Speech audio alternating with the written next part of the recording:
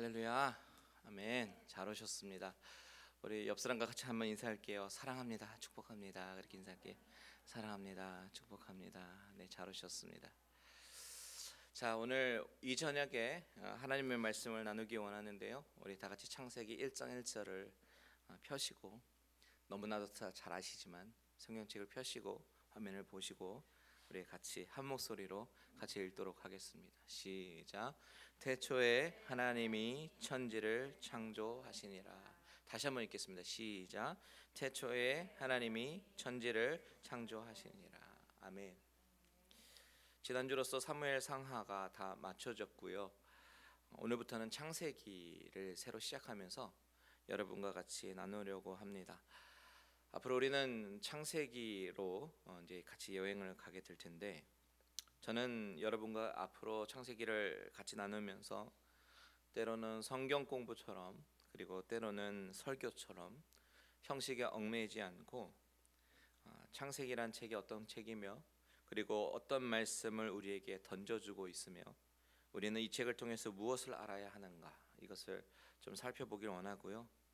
거기서 한 단계 더 나아가서 이 책은 현재 우리가 살고 있는 삶에 어떤 의미가 있으며, 또한 우리는 어떻게 적용할 것인가에 대해서 같이 고민해보고 생각해보기를 원합니다. 이 창세기라는 책을 연구함에 있어서 참으로 방대한 양의 자료들을 읽고 참고해야 되기 때문에 그 정보의 홍수 가운데 꼭 핵심적으로 알아야 될 그런 내용들과, 그리고 제가 연구하면서 은혜 받은 부분들, 그리고 무엇보다도 이 성경 말씀, 즉 하나님의 말씀이 전달하려고 하는 바가 무엇인지, 이것을 여러분과 함께 나누기를 원합니다. 우리가 보통 책을 읽을 때 중요하게 생각해 보아야 하는 것이 무엇이냐면 바로 저자의 의도입니다. 저자가 무슨 의도로 이 책을 썼는가, 이 책은 어떤 목적으로 썼는가, 저자가 전달하려고 하는 것이 무엇인가, 이것이 참으로 중요한 포인트예요. 이 중요한 포인트를 우리가 놓쳐서는 안 됩니다. 이 저자의 의도는 책을 이해하는 데 있어서 뼈대가 되기 때문이죠. 그렇다면 여러분께 질문할게요. 여러분, 창세기의 저자가 누굽니까? 창세기의 저자가 누구예요? 모세.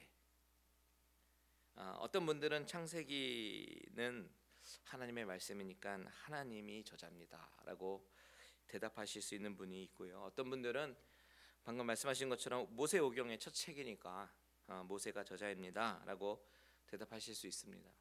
근데 사실 둘 다 맞는 말이죠. 한쪽이 맞고 틀린 문제가 아닙니다.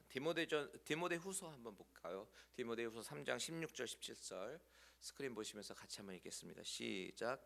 모든 성경은 하나님의 감동으로 된 것으로 교훈과 책망과 바르게 함과 의로 교육하기에 유익하니, 이는 하나님의 사람으로 온전하게 하며 모든 선한 일을 행할 능력을 갖추게 하려 함이라. 자, 바울은 말합니다. 모든 성경은 하나님의 감동으로 된 것이다. 이 말씀을 근거로요, 성경의 영감설이 나옵니다. 모든 성경은 하나님의 감동으로 쓰였습니다. 즉 성경의 원 저자가 누구라고 얘기하는 거죠? 바로 하나님이라는 것이죠. 그래서 우리는 이 성경을 가지고 하나님의 말씀이라고 부릅니다.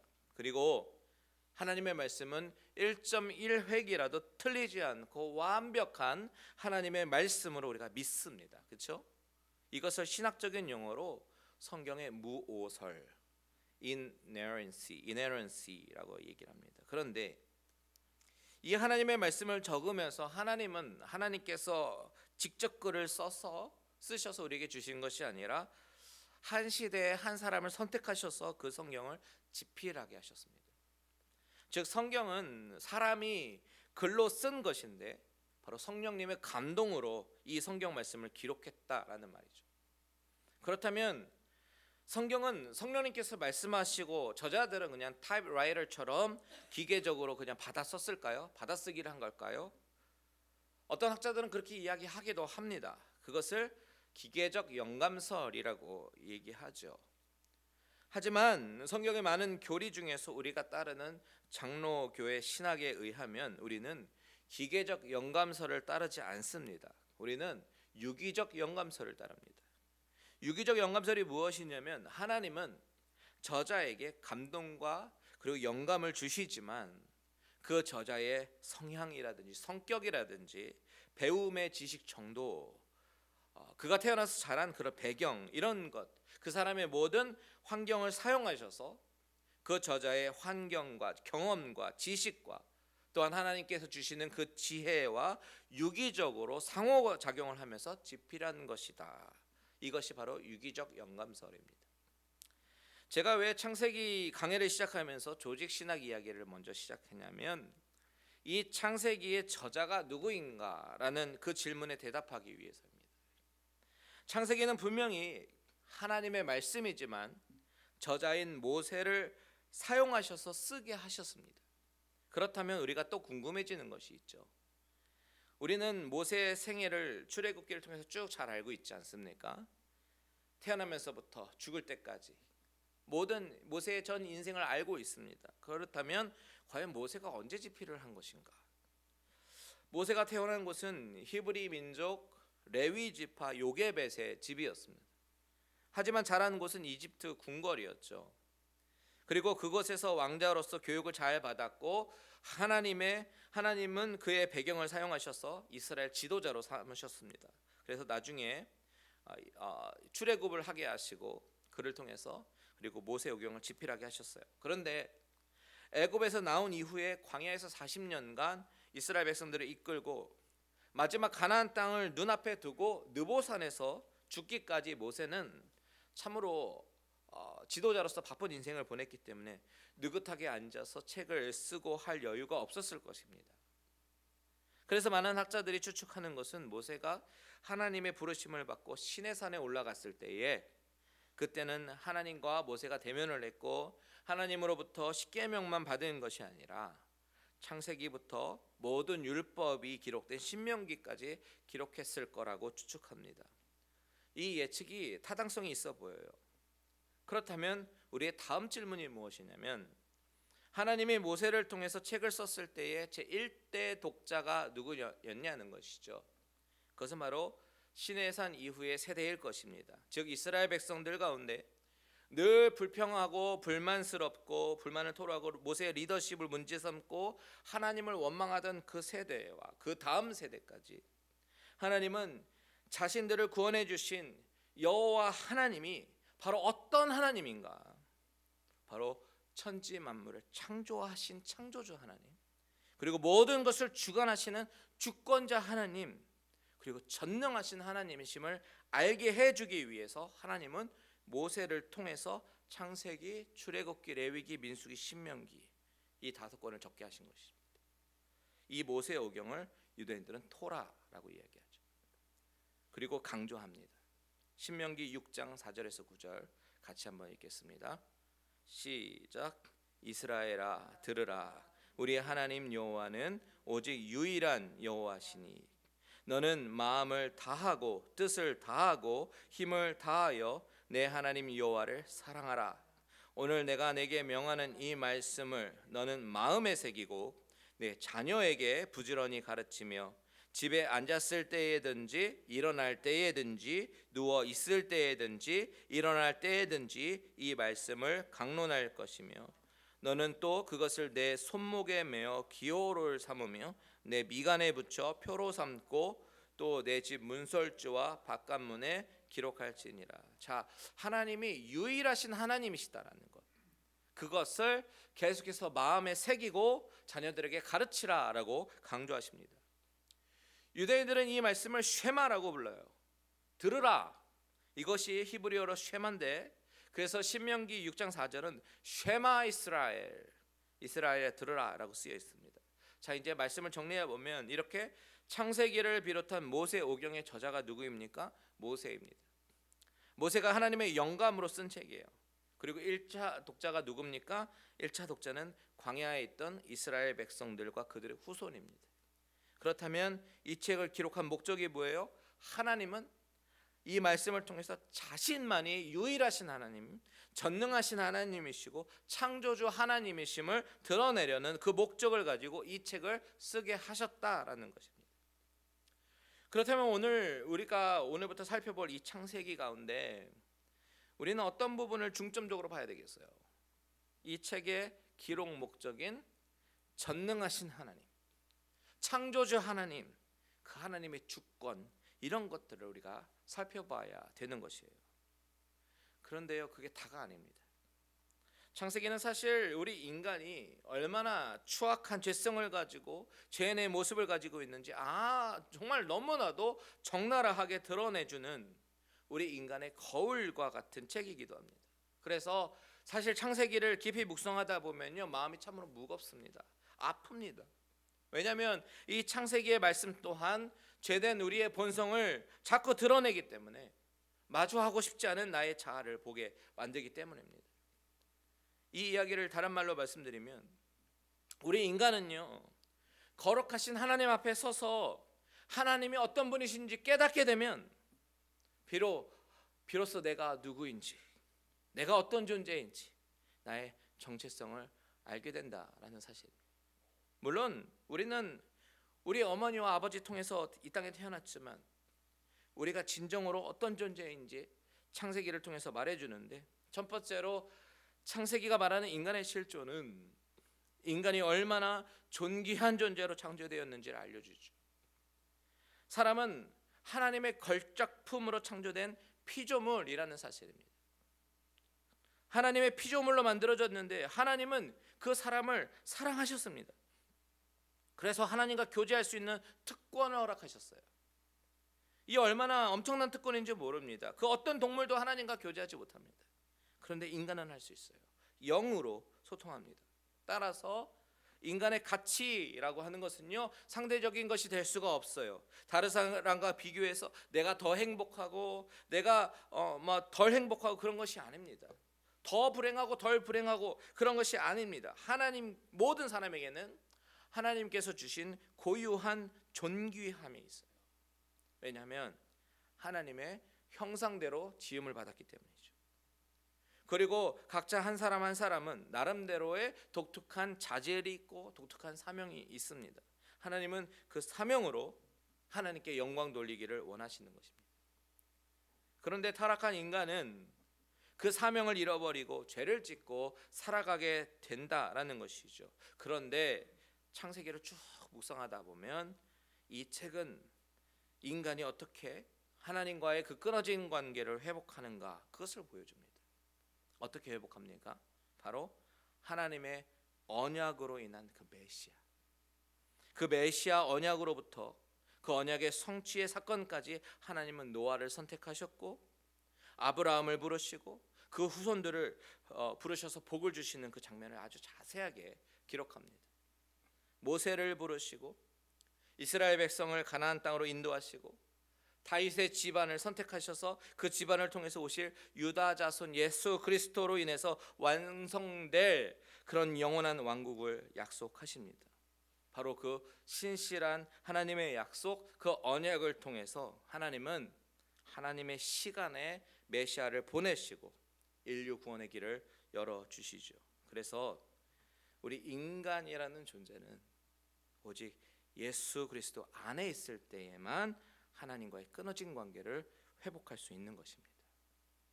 그렇기 때문에 이 창세기를 읽고 있는 현대의 독자들, 즉 2차 독자인 저와 여러분은 이 창세기를 통해서 하나님을 만나야 됩니다.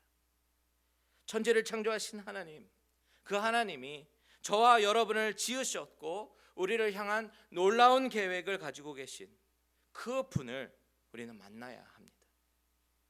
아브라함을 부르시고 이삭을 부르시고 야곱을 부르신 그 하나님이 오늘날 저와 여러분도 부르십니다. 그래서 언약 백성으로 하나님의 나라를 확장시키기 원하시는 것입니다.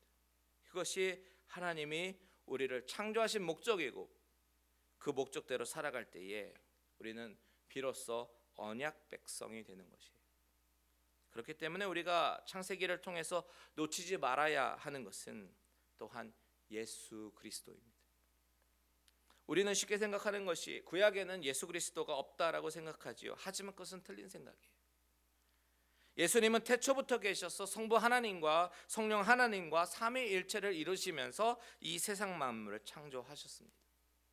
오늘 본문 1장 1절에 태초에 하나님이 천지를 창조하시니라, 이 부분을 히브리어로 보면 하나님이라고 표현된 단어 엘로힘이라는 이 단어에서 끝에 붙은 힘이라는 이 전미사는요, 복수형 전미어입니다.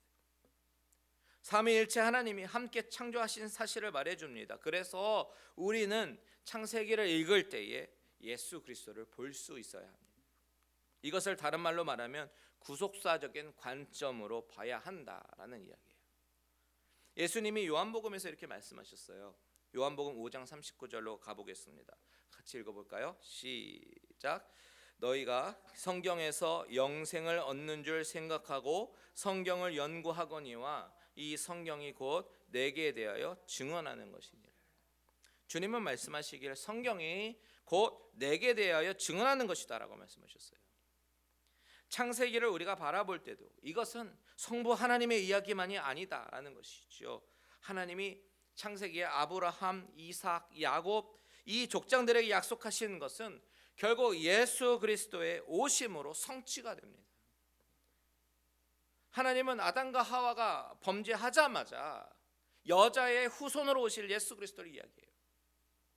그리고 약속대로 성취하셔서 땅 위의 모든 사람이 예수 그리스도를 구주로 믿기만 하면 영적인 아브라함의 자손이 되는 그 길을 열어주셨습니다.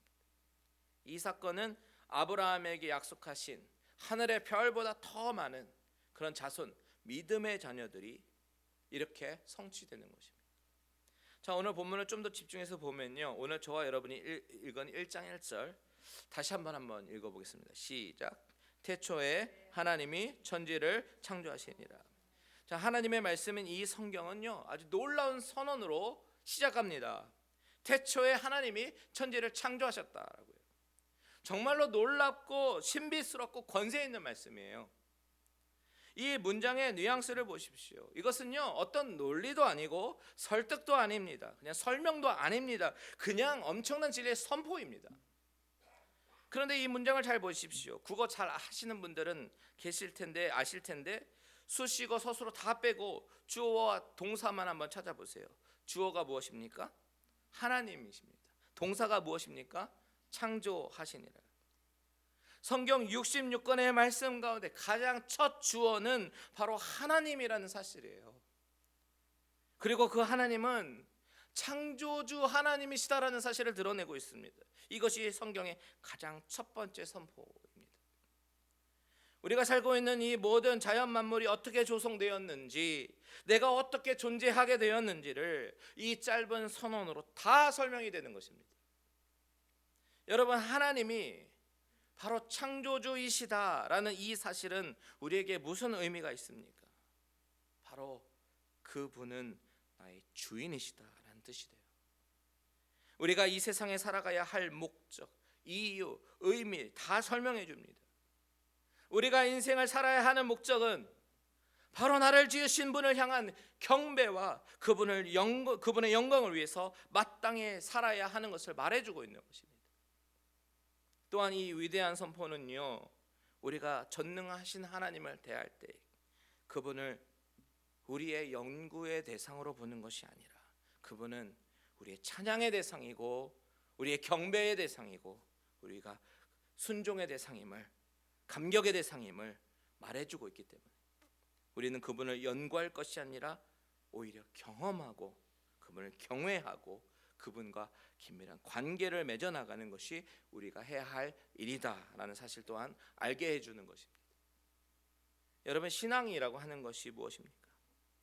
바로 이 놀라운 선언을 믿음으로 받아들이는 것으로부터 우리의 신앙은 시작되는 것입니다. 잠언 9장 10절 한번 읽어보겠습니다. 잠언 9장 10절 시작.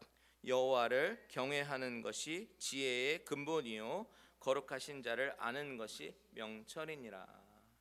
무슨 말입니까? 즉 창조주 하나님을 경외하는 것이 지혜의 근본이라는 뜻이에요. 그렇기 때문에 우리가 창조주 하나님을 인정하지 않고는 그분의 창조 사역을 알지 못하면 한 치 앞도 모르고 방황할 수 없는 그런 인생을 살게 되는 것입니다. 어떤 과학자들이 지구를 연구했다고 그러죠. 많이 아시는 이야기겠지만 지구가 태양을 중심으로 공전하는데 이 공전 궤도가 23.5도가 기울어진 상태에서 자전을 하기 때문에 사계절 변화가 있는 거고, 태양의 거리가 조금만 가까워지면 타서 없어지고 조금만 멀어지면 얼어 죽는다라는 사실.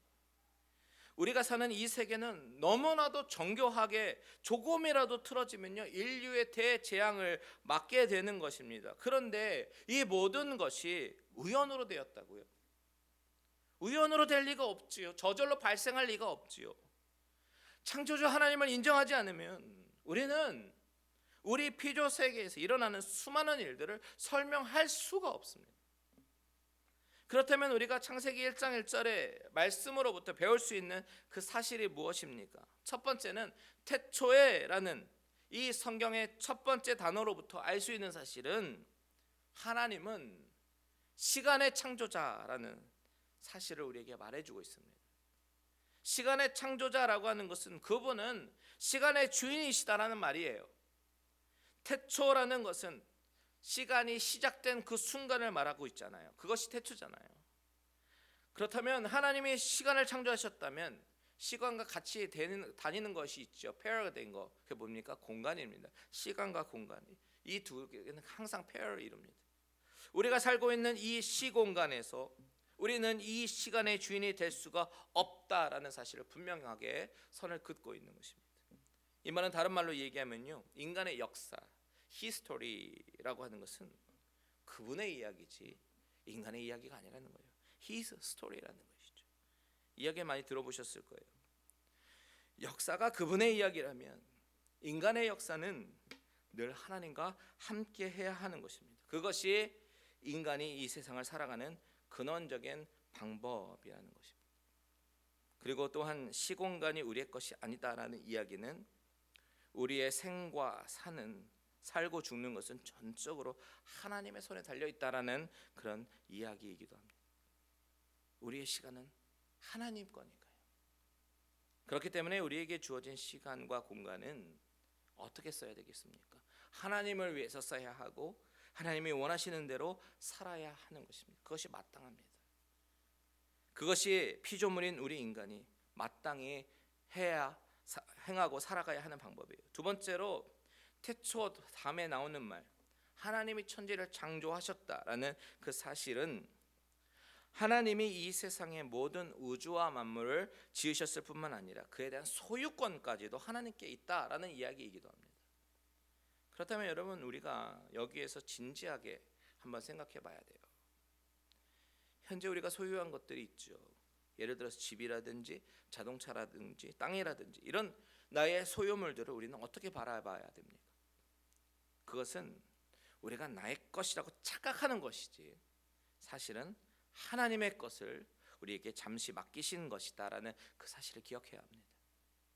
하나님께서 맡기셨기 때문에 우리가 죽게 되면 다 놓고 갈 수밖에 없습니다. 그렇다면 우리는 우리의 소유를 대할 때에 어떤 마음으로 대해야 될까요? 바로 청지기적인 자세로 대해야 되는 것이죠. 많이 들어보셨을 거예요. 사실 청지기적 자세를 가져야 된다는 것은 우리가 머리로는 좀 알고 있을지도 모르지만 사실은 그렇게 행동하는 것이 쉽지 않습니다. 그렇지만 우리 인간이 태초에 하나님이 천지를 창조하셨다라는 이 위대한 선언 앞에 정직하게 서게 되면 우리는 나의 것은 아무것도 없고 오직 주님만 보이는 그런 신앙을 갖게 될 것입니다. 마지막으로 태초에 하나님이 천지를 창조하셨다면 우리의 삶에 생기는 여러 가지 문제, 아픔, 혼돈과 무질서 가운데 우리가 취해야 할 행동은 바로 창조주신 하나님으로 돌아가야 된다는 것을 의미하고 가르쳐주고 있습니다. 우리가 사용하는 모든 제품 다 맞는 사람한테 가면, 그 만든 저작자한테 가면 다 고칠 수 있는 것처럼 우리 인생에서 경험되는 모든 아픔과 고난과 슬픔, 어려움, 바로 나를 지으신 하나님 앞에 가져가면 다시 고쳐지고 리셋되어질 수 있다라는 사실입니다. 여러분, 태초에 하나님이 천지를 창조하셨다라는 이 위대한 선언이 그저 허공에다 대고 하는 선언이 아니라 바로 오늘 이 밤 저와 여러분의 귀에다 대고 하나님이 직접 말씀하시는 그 음성으로 들으시길 바랍니다. 다른 사람의 이야기가 아니라 바로 나의 이야기입니다. 이 사실을 기억하고 나의 주인이신 창조주 하나님 앞에 그분과 늘 긴밀한 관계를 가지면서 그분이 주시는 한량없는 기쁨과 축복, 은혜를 누리시는 저와 여러분들 되시기를 주님의 이름으로 축원드립니다. 아멘.